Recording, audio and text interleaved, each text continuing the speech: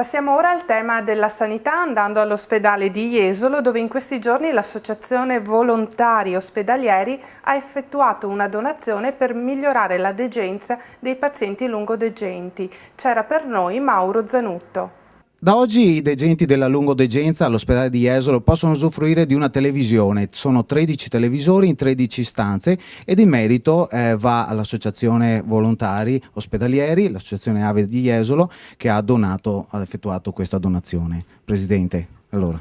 Sì, direi proprio di sì, perché abbiamo ritenuto necessario queste televisioni, perché visto che anche si è fatta nuova la lungodegenza e ha necessità di tanti ausili, e l'ausilio per noi come volontari abbiamo considerato il televisore che è fondamentale per gli ammalati che in particolare sono allettati per diversi mesi. Voi avete avuto 13 televisori per mettere in tutte le stanze. Chi ha contribuito a questa donazione?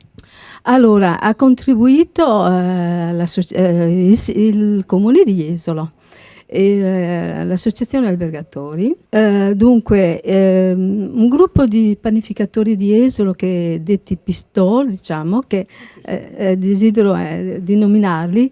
Oltre a questo ci sono anche dei privati e alcune banche.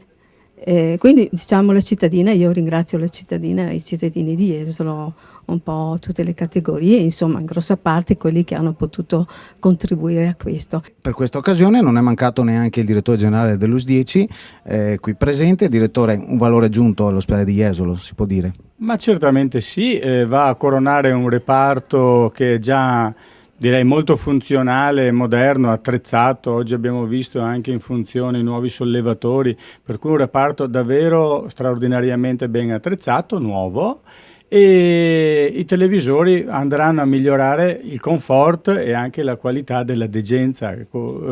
Noi siamo sempre più doverosamente concentrati verso la migliore assistenza sanitaria e spesso può capitare che il comfort passi in secondo piano, ma grazie all'AVO e ai donatori abbiamo colmato questa lacuna.